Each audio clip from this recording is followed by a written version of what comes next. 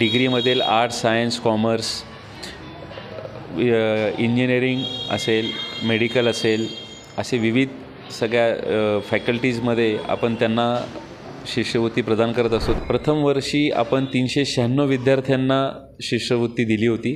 दुसऱ्या वर्षी 500हून अधिक विद्यार्थ्यांना आपण शिष्यवृत्ती प्रदान केलेली आहे। त्यांच्या प्रत्यक्ष स्वरूपामध्ये 26 आणि 27 जुलैला त्यांचा इंटरव्ह्यू होईल आणि त्या इंटरव्ह्यूमधून जे परीक्षक आहेत आमचे ते तीन परीक्षक त्यांचा इंटरव्ह्यू घेऊन त्यातून पात्र विद्यार्थी निवडले जातील आणि त्यांना ही स्कॉलरशिप दिली जाईल। स्वर्गीय कार्यसम्राट माजी आमदार विनायक निमन यांच्या जयंतीनिमित्त विनायक निमन गौरव शिष्यवृत्ती हे विद्यार्थ्यांसाठी शिष्यवृत्तीचा कार्यक्रमाचं हे 3रं वर्ष आहे।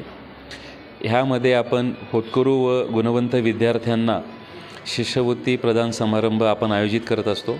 ह्यामध्ये विद्यार्थ्यांना ITI असेल, डिप्लोमा असेल, डिग्रीमधील आर्ट्स, सायन्स, कॉमर्स, इंजिनिअरिंग असेल, मेडिकल असेल, असे विविध सगळ्या फॅकल्टीजमध्ये आपण त्यांना शिष्यवृत्ती प्रदान करत असतो। त्याचे जे क्रायटेरियाज आहेत की त्या क्रायटेरियाज आपण sunnyniman.com ह्या वेबसाईटवरती आपण टाकलेले आहेत।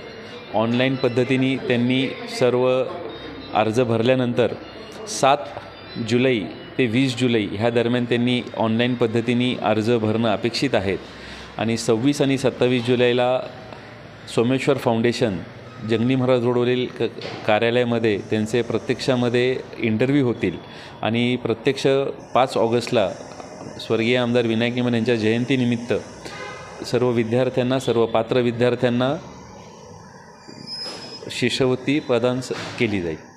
हे करत असताना विशेष बाब म्हणजे 5वी व 8वी जी शिष्यवृत्ती असते त्यामध्ये ज्या गुणवंत विद्यार्थ्यांची थोड्या मार्क्सनी शिष्यवृत्ती हुकलेली आहे अशा विद्यार्थ्यांना देखील आपण प्रोत्साहनपर शिष्यवृत्ती तिथे देत असतो।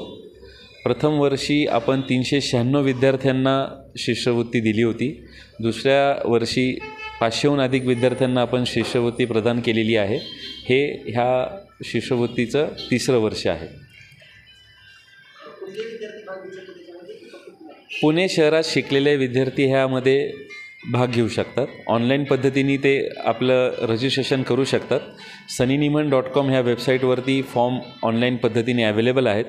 7 तारखेपासून 20 तारखेपर्यंत ते ऑनलाईन पद्धतीने हा फॉर्म भरू शकतात। जेवढे आता फॉर्म्स येतील त्यातून ज्यांचे फॉर्म पूर्ण आहेत त्यांना कार्यालयातर्फे संपर्क केला जाईल व त्यांच्या प्रत्यक्ष स्वरूपामध्ये 26 आणि 27 जुलैला त्यांचा इंटरव्ह्यू होईल आणि त्या इंटरव्ह्यूमधून जे परीक्षक आहेत आमचे ते तीन परीक्षक त्यांचा इंटरव्ह्यू घेऊन त्यातून पात्र विद्यार्थी निवडले जातील आणि त्यांना ही स्कॉलरशिप दिली जाईल। ऑनलाईन पद्धतीने ही फॉर्म्स भरायचे आहेत। त्याच्यामध्ये बेसिकली आर्थिकदृष्ट्या त्यांचा क्रायटेरिया आहे 70% 80% असं मिनिमम त्यांचं काय म्हणतो आपण गुण ते मार्क्स असणं आवश्यक आहे आणि त्यांचे परिस्थिती कशी आहे, ओव्हरऑल 10वीचा मार्क्स किती, 12वीचे मार्क किती हे पाहता त्याच्यावरती प्लस त्यांचं पुढचं करिअर, त्यांच्या करिअरमध्ये त्यांना पुढं काय करणं अपेक्षित आहे हे पाहून आमचे परीक्षक ते निवडतात। सोशल मीडियाच्या भाऊ गर्दीत विश्वासार्हतेने चकाकणारे नाव म्हणजे लेट्सअप मराठी। सगळ्या नागरिकांना ती लेट्सअप वरील मुलाखती म्हणजे विचारांचा खजिना। त्यानंतरच्या निवडणुकीमध्ये मला सोडून गेले। बातम्या केवळ वस्तुस्थिती सांगणाऱ्या, न प्रोपगंडा, फक्त जनतेचा अजेंडा। क्योंकि आने वाला कल जाने वाला है, जाने वाला कल आने वाला है। राजकारण, मनोरंजन असो की क्रीडा क्षेत्र, महाराष्ट्राची स्पंदने संवेदनशीलतेने टिपणारे माध्यम म्हणजे लेट्सअप मराठी। जगासोबत एक पाऊल पुढे राहण्यासाठी लेट्सअपचे ॲप, सोशल मीडिया आणि वेबसाईट सोबत कनेक्टेड रहा।